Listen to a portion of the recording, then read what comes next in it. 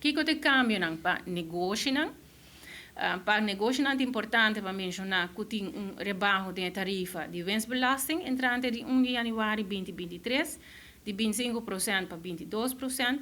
Te sobe a porcentagem de dedução de inversão, mas nós temos investeringsaftrek de 6% para 10%. Te introduzir uma restrição de dedução de pago de interesse, isso aqui é algo muito mais técnico para me explicar. E te introduzir também uma dedução máxima de gasto na devaluação, que é afschrijvingskosten, de 50% de valor de propriedade stipulado para grondbelasting.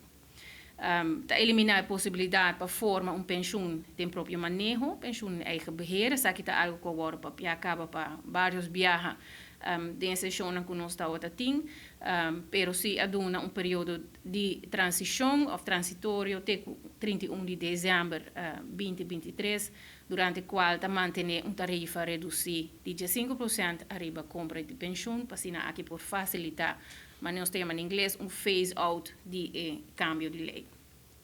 Imputation Payment Company, IPC, está conhecendo a tarifa reduzida em winstbelasting, depende de categoria, e porta 10, 12, 5%, e tarifa reduzida aqui também vai eliminar entrante 1 de januari 2023, e tour companhia lo paga a mesma taxa de imposto de winstbelasting que 22%.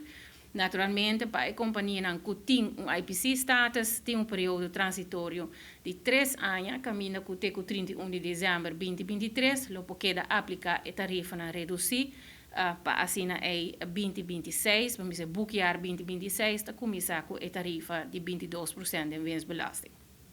Mang está eliminar naturalmente também a 0% de dividendbelasting que existe como resultado de eliminação de tarifa reduzida de IPC.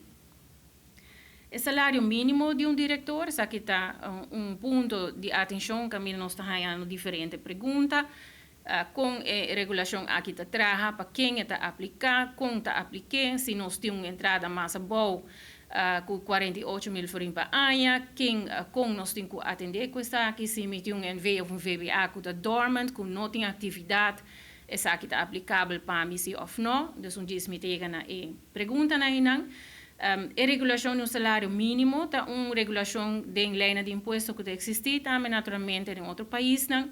Aruba lo nota uma exceção, caminha que está considerar que diretor está receber salário bruto que está usual para o nível e duração de seu emprego dentro de sua companhia.